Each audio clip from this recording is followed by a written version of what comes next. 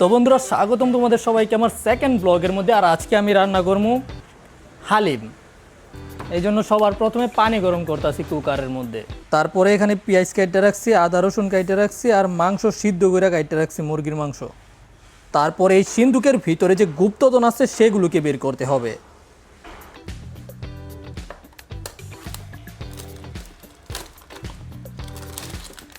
প্রথম গুপ্তধন, দ্বিতীয় গুপ্তধন। তারপর এটা কাটতে হইব।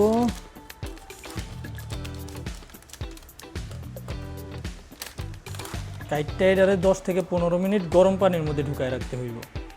আর এই হইতাছে আমার গরম পানি।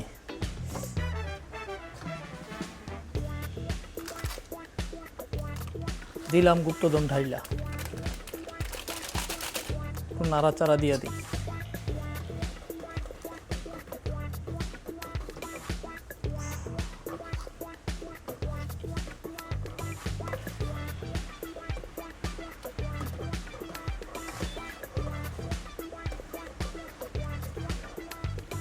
পরে এখানে আসি, এখানে দুইটা বিচি সিদ্ধ করা হইতাছে, একটু পরে খাবো বলে বিচিগুলোকে একটু নাড়াচাড়া দিয়ে দিলাম যেন ভালোভাবে সিদ্ধ হয়। আরেকটা জিনিস তো ভুলেই গেছি, আমাকে আদা রসুনের পেস্ট বানাইতে হইব। লাগে আমার এখানে দামি ব্লেন্ডার আছে, ব্লেন্ডারের অবস্থা খুবই পরিষ্কার। দিকে এত পরিষ্কার হলে কি হবে, ভিতরে কিন্তু একেবারে নোংরা আছে, আমি একটু আগেই ধুয়ে আনছি।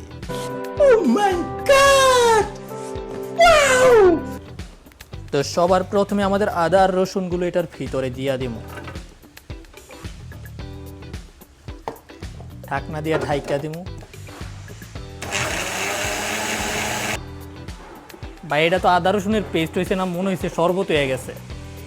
এখন তোমার বিচিগুলোকে নিচে নামায় রাখার সময় হয়ে গেছে, গরম হয়ে গেছে ভাই।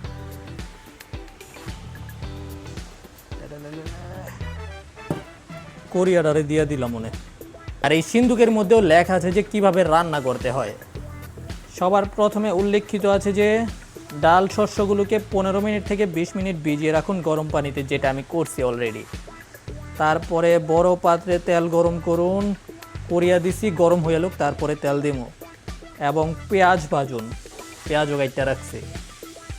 তো চলো আমার কোরিয়াটা গরম হয়ে গেছে, এটার মধ্যে তেল দিয়া দিই, যথেষ্ট হবে।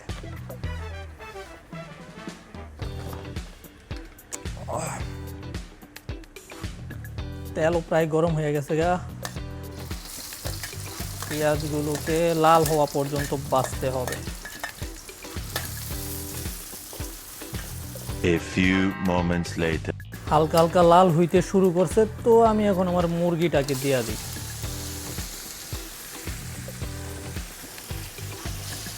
এখানে 250 গ্রাম আর কি, 250 গ্রাম মুরগির মাংস আমি সিদ্ধ করছি হলুদ দিয়া, শুধু হলুদ আর হালকা লবণ দিয়ে।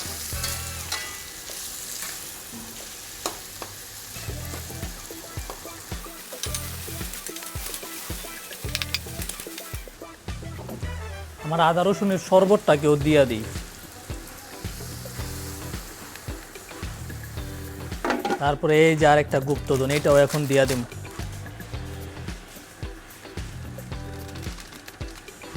পানি প্রায় শুকাইয়েই গেছে, চলো বাইর হইতে শুরু করি।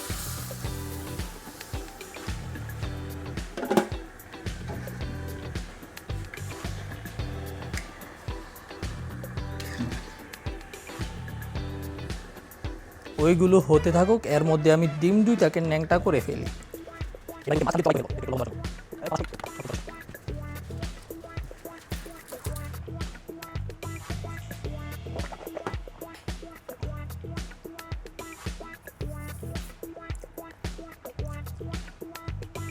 আমার মাংস প্রায় কষানো হয়েই গেছে, মোটামুটি ভালোই দেখা যাইতেছে।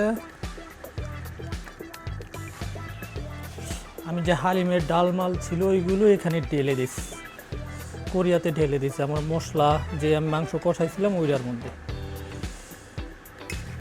ঢালার সময় মনেই নেই ক্যামেরা চালু করতে, দেখাইতে পারলাম না।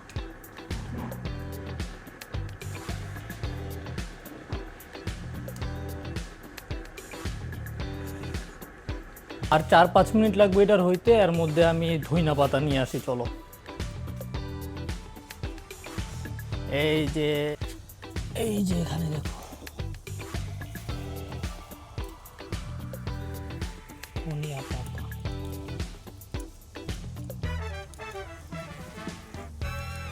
গাছটি পরিষ্কার করে দিলে কালকে ভালো হবে।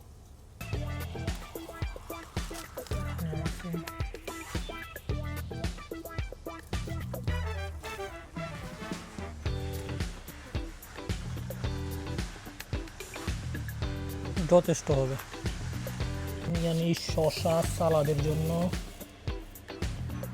লেবু, শসা, ধনিয়া পাতা কোটি টাকার প্যানের মধ্যে নিয়ে নিতেছি।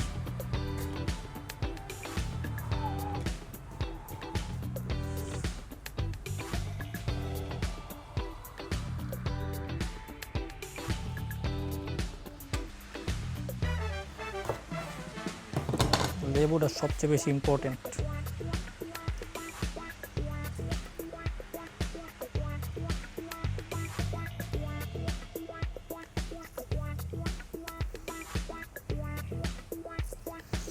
একবার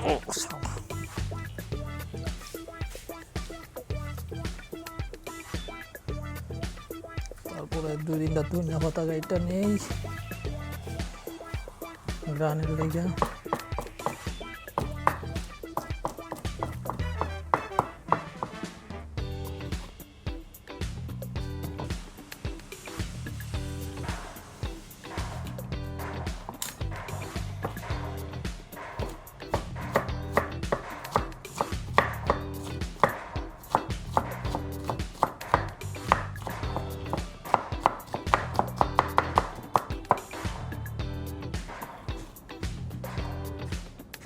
অনেকগুলো সস হয়েছে, হালকা একটু লেবুর চুলকা।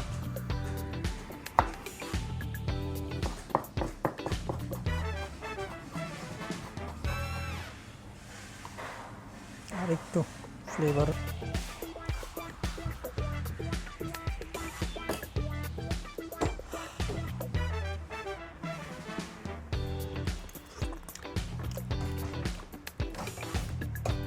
সামনে থেকে দেখাই তোমাদেরকে। দেখছো এই হইতাছে এটার চেহারা, খাইতেও মাশাআল্লাহ ভালোই হয়েছে। চাইলে তোমরা ট্রাই করে দেখতে পারো এইভাবে রান্না কইরা।